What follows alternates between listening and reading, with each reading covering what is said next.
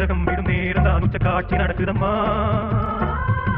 வேஷம் கலைக்கவும் ஓய்வு எடுக்கவும் வேலை நெருங்குதம்மா யாராவது மேல அதிகாரி ஊமத்துல எங்க கேட்டா ஒரு கலவரத்தை வித்தியாசமா அடக்க போயிருக்காரு சொல்லு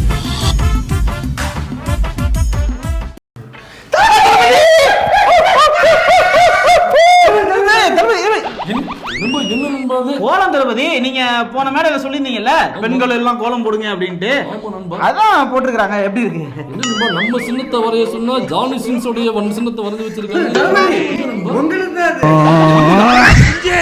நீ சாதாரண குஞ்சு இல்ல கப்பமவன மன்மத குஞ்சு புரியுதா மல்லிகை குஞ்சு மணக்குற குஞ்சு பறக்குற குஞ்சு நீ விளையாடுற குஞ்சு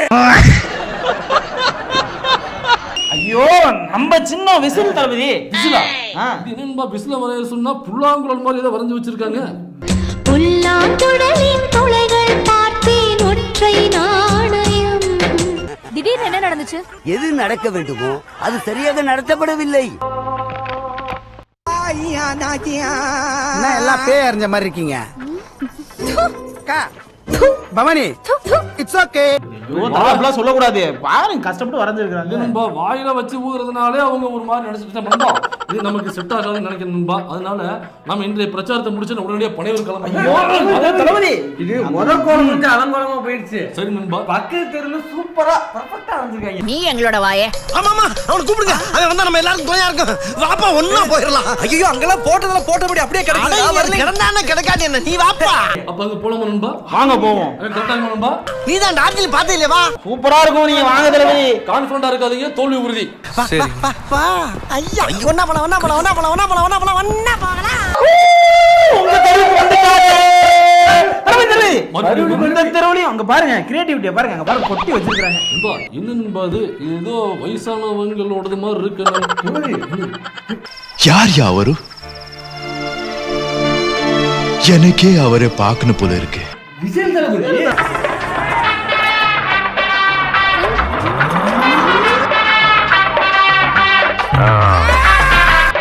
வாய்ப்பில்லை ராஜா வாய்ப்பில்லை நான் சொல்ல வந்தது வயசானவங்க வரைஞ்சது மாதிரி இருக்குன்னு சொல்ல வந்தேன் நண்பா நண்பா நண்பீஸ் இந்த கோல போட்டி நமக்கு செட் ஆகாத நினைக்கிறேன் அதனால இந்த போட்டியை நம்ம முடிச்சுக்கலாம் இனிமே யாரும் தயவு செஞ்சு கோலம் வரைஞ்சிடாதீங்க அப்ப அந்த நண்பா நண்பீஸ் கான்ஃபிடண்டா இருக்காதீங்க தோல்வி உறுதி இந்த மாதிரி நாங்க அப்படிதான் பண்ணுவோம் ஏன்னா இது எங்க ஏரியா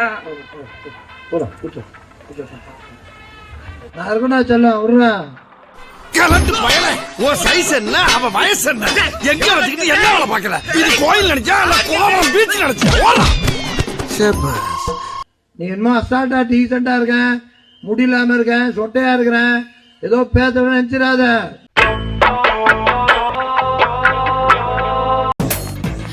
ரோலிங் அப்போ இந்த மாதிரி நாங்க அப்படிதான் பண்ணுவோம் ஏன்னா இது எங்க ஏரியா டேய் சூடா ஒரு கிளாஸ் வெந்நீர் குடுறா என்ன வெயில் நேரத்துல வெந்நீர் கேக்குறீங்க வெறி ஏத்தத்தா நான் இருக்கா சொல்ல விடுறேன் மாவன டேய் ஏய் டேய் ஏய் டேய் நீ என்னமோ அசால்ட்டா டீசெண்டா இருக்கேன் முடியலாம இருக்கேன் சொட்டையா இருக்கிறேன் ஏதோ பேச நினைச்சிடாத ஆங்கில பார்த்தா தாண்டா காமெடியா இருப்பேன் கிட்டத்துல பார்த்தா டெரரா இருப்பேன்டா டெரரா என்னடா கண்ணு எங்களை மாதிரி நல்லவன நீங்க உலகத்துல பார்க்க அப்படிப்பட்ட நல்லவன் ஆனா அயோக்கியனுக்கு பயங்கர அயோக்கியன் நான் ஏய் சிட்டி செங்கல்பட்டு மதுரை திருச்சி சேலம் கோயம்புத்தூர் நாட்டார்காடு சவுத்தார்காடு எப்ப வரைக்கும் பார்த்தோம்டா நான் அருவாக்கமெல்லாம் நீ டச் பண்ணி டயர்ட் ஆகி போய் கிடக்கு மோதிரம் என்ன இருந்தாலும் முழுசா வீடு வச்சிட மாட்டீங்கடா நீ ஒரு நிமிஷம் பண்ணா 2 நிமிஷம் பண்ணுவேன் ஏன் நடி முடியாதா அடிச்சு பாரு இங்க இருக்கவங்க எல்லாருக்கும் சொல்றேன் பொதுமக்களுக்கும் சொல்றேன் நாங்க எங்களை மாதிரி நல்லவங்களை நீங்க பார்க்கவே முடியாது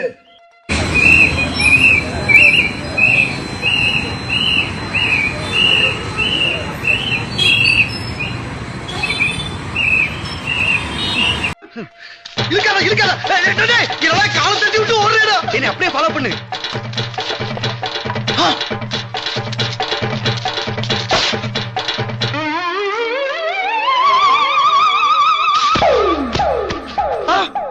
ஆளக்கான கம்பு மட்டும் தான் இருக்கு அட பாவிகளா, காலையில 6 மணிக்கு ஓட ஆரம்பிச்சது சாயங்காலம் 6 மணி ஆகி ஓட்ட நிக்கலையே.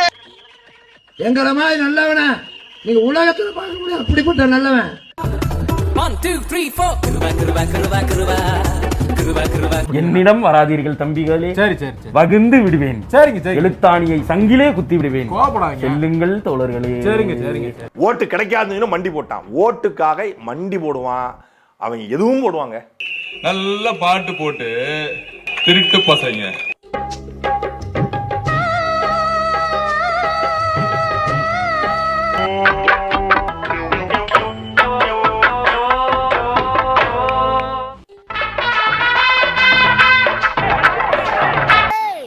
என்ன நீ பழனிக்கே பால் காவடி எடுத்தாலும் ஒண்ணும் நடக்காதுடா. ஏனே இப்படி பண்ற? நாங்க தான் இருக்கோம், விட்டுருவோமானே. இது நம்ம எலெக்ஷன், நாங்க இருக்கோம், கவலைப்படாதே, கஷ்டப்படாதே ப்ளீஸ். மாதா உன் கோயிலில் மணி தீபம் ஏற்றினே. இந்த தேர்தல்ல எப்படியாச்சு நம்ம மட்டும் ஜெயிக்க வச்சு. இந்த எலெக்ஷன்ல இல்ல, எந்த எலெக்ஷன்லயுமே நீ ஜெயிக்க முடியாது. நான் யாருன்னு போக தெரிஞ்சுக்கிறீங்க. போக நீ போறதாண்டா தெரியும். அப்புறம் வேற என்னையா தெரியும்? கொம்பு முளைச்சு தலையா. ஏன் நண்பா காலையிலேயே இப்படி அபசகுணமா பேசுறீங்க? என்ற குடியார நாய, இத பார்த்தா உனக்கு மாதா மாதிரி தெரியுதா? நண்பா போதையில எதுவும் மாரியம்மன் கோயில் வந்துட்டானா? அட குடியார நாய, நீ வந்திருக்கிறது சர்ச்சு தான். ஆனா இது மாதா கோயில் கிடையாது, இது அந்தோணியார் கோயில். பாருங்க மக்களே, அந்தோணியார் கோயில் எது, மாதா கோயில் எதுன்னு தெரியாம இந்த குடியார நாய் போதைய போட்டு வந்து அந்தோணியார் கோயில்ல மாதா என் கோயில்னு பாட்டு, அதுவும் முட்டி போட்டு வேற. நம்ம பாட்ட முப்பாட்ட வெள்ளக்கார கொடியை இறக்கிட்டு நம்ம கொடியை ஏத்துறதுக்கு உசிரியே கொடுத்தாங்க. நீங்க என்னடா தெருவா லோலோன்னு அலையறீங்க. இருந்துங்கடா டேய். இந்த அந்தோணியார் கோயிலையும் முட்டு போட்டு வர பழக்கமே கிடையாது. மாதா கோயில்ல அங்கங்க போவானுங்க. உனக்கு அரசியல் தான் தெரியலன்னு பார்த்தோம்னாக்கா ஆன்மீகமும் சுத்தமா தெரியலையே. இதுல நாடகம் போட வேற எலெக்ஷனுக்கு 3 நாளைக்கு முன்னாடி வந்துட்டான். கான்ஃபிடன்டா இருக்காதீங்க கைஸ், கண்டிப்பா தோல்வி நிச்சயம்.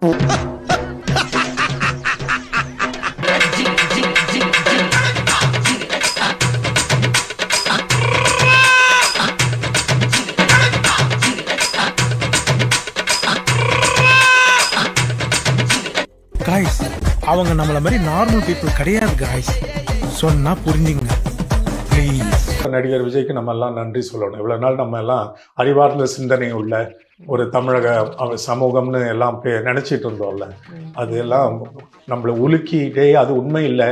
ஒரு பிரபலமான முட்டாள் பலரை, ஒரு பெரிய வெகுஜன மக்களே முட்டாளாக்க முடியும்ன்றதை நிரூபிச்சிட்டாரு நடிகர் விஜய்.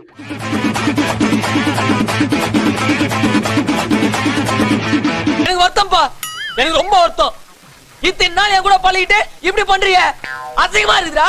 சர்ச்சில் பிரார்த்தனை செய்து கொண்டிருக்கும் போது திடீரென்று கண் கலங்கி அழுத விஜய்.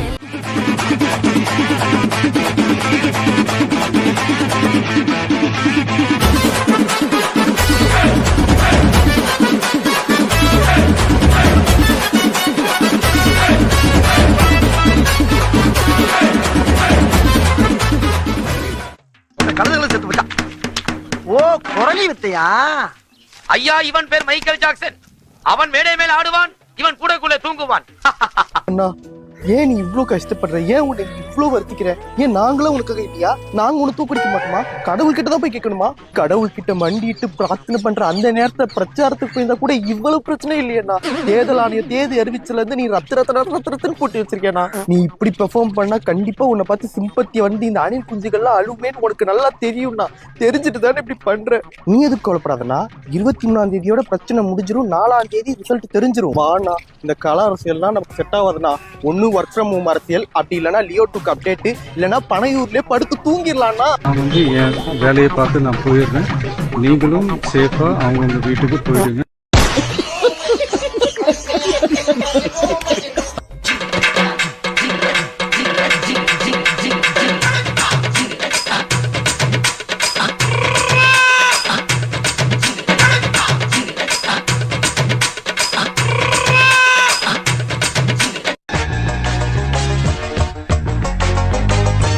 அண்மை செய்தி. தாவேக தலைவர் விஜயிடமிருந்து விவாகரத்து கோரி மனைவி சங்கீதா தொடர்ந்த வழக்கு விசாரணையானது ஜூன் 15ஆம் தேதிக்கு ஒத்திவைக்கப்பட்டிருக்கிறது.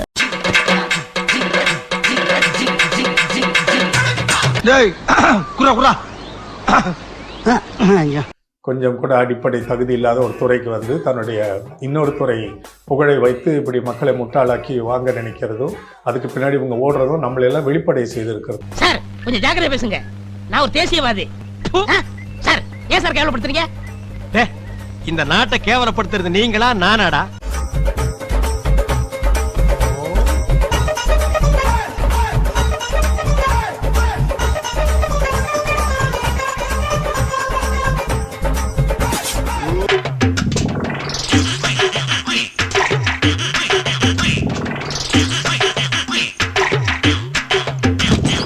விஜய் தான் ஜெயிப்பாருன்னு சொல்றாங்க. அதெல்லாம் வராதுங்க, அதெல்லாம் சும்மா விசில் அடிச்சுட்டு போக வேண்டியதான். இப்ப விஜய் வந்து இங்க ஜெயிக்க மாட்டாரா? அதெல்லாம் வரமாட்டாங்க, விஜய்க்கெல்லாம் இங்க ஓட்டு கிடையாது. அதெல்லாம் வந்துதான் இருக்காங்க, நேற்று முத கொண்டு வந்திருக்காங்க சாயங்காலம். அதெல்லாம் தெருவில் யாரும் போட மாட்டாங்க. பாக்குறதுக்கு தெளிவா இருக்கீங்க, ஒரு பைத்தியக்காரனை தேடி வந்திருக்கீங்க. என்ன அந்த படதாத்தனே தங்கமான பையனா? திமுகவும் மற்றும் பலரும் ஒண்ணுதான்னு நாம சொன்னோம் இல்லையா? 2 பேரும் விட்ட தேர்தல் அறிக்கையை எடுத்து பாருங்க. 2 பேருமே பெண்களுக்கு 2000 ரூபாய் கொடுக்கறாங்க. செய்ய முடிஞ்சத மட்டும்தான் இப்போ இதுல சொல்லி இருக்கிறோம். அப்படி நாம உண்மையா மனசார யோசிச்சு சொல்லி இருக்கிற நம்ம தேர்தல் அறிக்கையில 60 வயதிற்குள் உள்ள ஒவ்வொரு குடும்ப தலைவியின் வங்கி கணக்கிலும் நேரடியாக மாதம் 2500 ரூபாய். இப்படி 2 பேரும் ஒரே தேர்தல் அறிக்கைய பேரை மாத்தி கலரை மாத்தி தந்திருக்கிறாங்க. கண்ணாடி சார் அது நம்ம மூஞ்சி அப்படி இருக்கு. ஒரு முதலமைச்சர் கிரிக்கெட் பார்க்கலாமா அப்படின்னு கேட்டிருக்கிறார். முதலமைச்சர் கிரிக்கெட் பார்க்கறது தப்பு இல்லை. முதலமைச்சரா இருந்துட்டு தூத்துக்குடியில 13 அப்பாவையில சுட்டு கொண்ட டிவியில பார்த்து தான் தெரிஞ்சுக்கிட்டேன்னு வெக்கம் இல்லாம சிரிச்சுக்கிட்டே சொன்னீங்கள, அதுதான் மாபெரும் தப்பு, மிகப்பெரிய கேவலம். போயிட்டு வரேன்பா. பத்திரமா போயிட்டு வாங்க.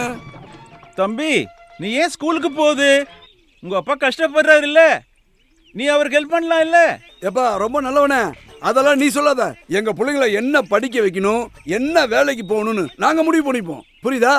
ஏயா, தமிழ் மேலையும் தமிழர்கள் மேலையும் அவங்க அவ்வளவு வெறுப்ப கேட்டுறாங்க. நீ என்னடானா அவங்கள தூக்கி சுத்திட்டு இருக்கல.